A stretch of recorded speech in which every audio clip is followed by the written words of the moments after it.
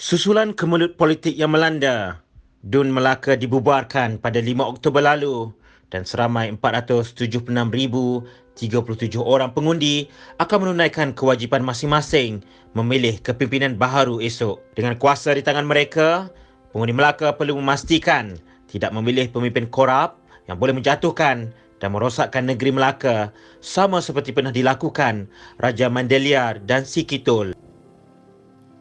Pada masa dahulu, Kerajaan Melayu Melaka jatuh akibat amalan rasuah dan baru-baru ini, Kerajaan Negeri Melaka tumbang selepas ketua menterinya hilang sokongan majoriti. Jadi, bagaimanakah kita ingin mewujudkan kerajaan yang benar-benar utuh dan bersih? Ikuti laporan rasuah basta sempena PRN Negeri Melaka.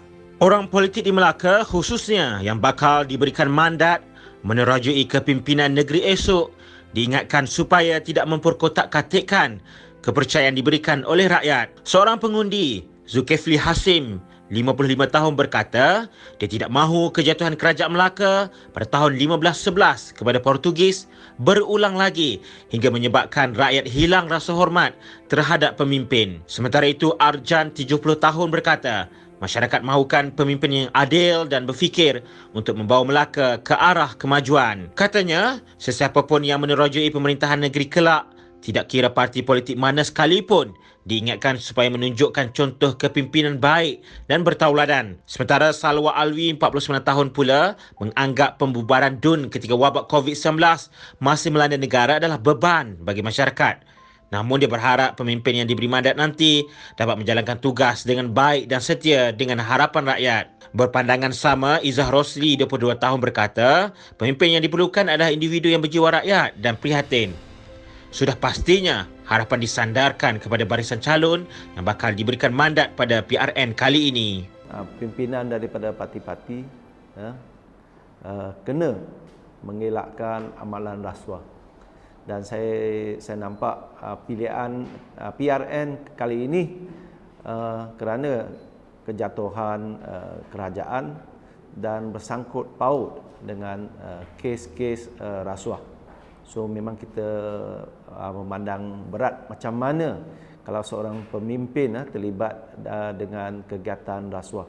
Memang bagi kita dari Pakatan Harapan, kita menolak keras-keraslah kalau sesiapa yang terlibat dalam rasuah. Okey, saya nampak kita dah berbincang pasal ini rasuah dah lama. Tetapi kita tidak berjaya. Dan kita nak tahu kenapa itu tidak berjaya. Dan saya seharusnya di anak-anak kecil ni dididik sejak awal lagi di bangku sekolah atau tadika, di mana ini kita mesti benci dengan rasuah.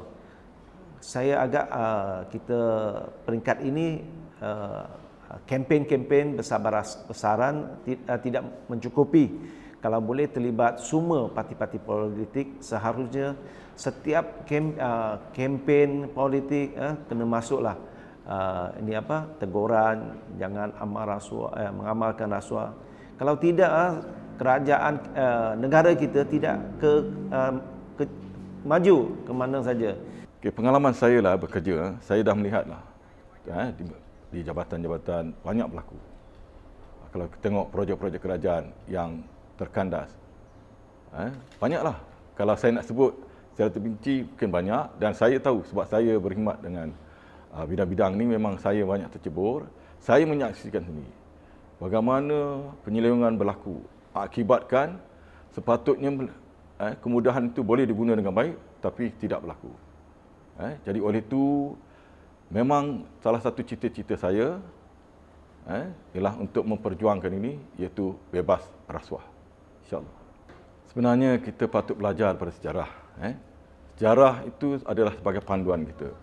Jadi perkara ini dah berlaku di zaman kegemilangan Melaka dan akhirnya telah jatuh dan menjadi satu pengajaran sepatutnya kepada orang di Melaka, dan sepatutnya tidak berulang kembali. Dan perkara ini berlaku kerana, sekarang masih lagi berlaku kerana kesilapan rakyat memilih pemimpin. Jadi sepatutnya lah pemimpin itu dipilih oleh rakyat dengan cara yang betul-betul telus. Jangan ada bias atau sebagainya. Dan rakyat bebas untuk memilih. Jadi memang kita berharap sangatlah supaya rakyat kali ini lebih terbuka, memilih pemimpin-pemimpin yang bebas rasuah, supaya tidak lagi berlaku keadaan yang sama, berulang lagi. Kita tengok sekarang ni ada yang lompat dan sebagainya.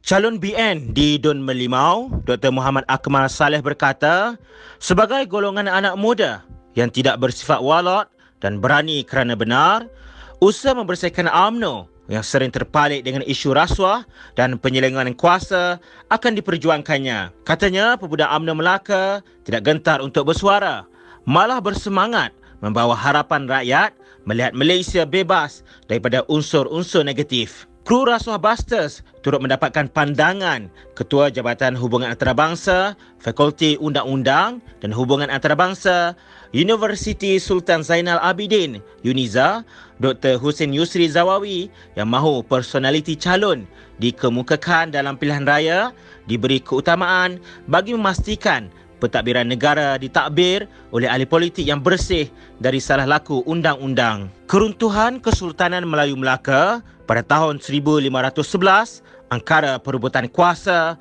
pengkhianatan dan rasuah wajar menjadi peringatan serta pengajaran buat rakyat bumi Hantuah. Si bunga mawar, si bunga cempaka, indah disinari, bulan mengambang. Bijaklah wahai pengundi Melaka, pastikan sejarah hitam tidak berulang.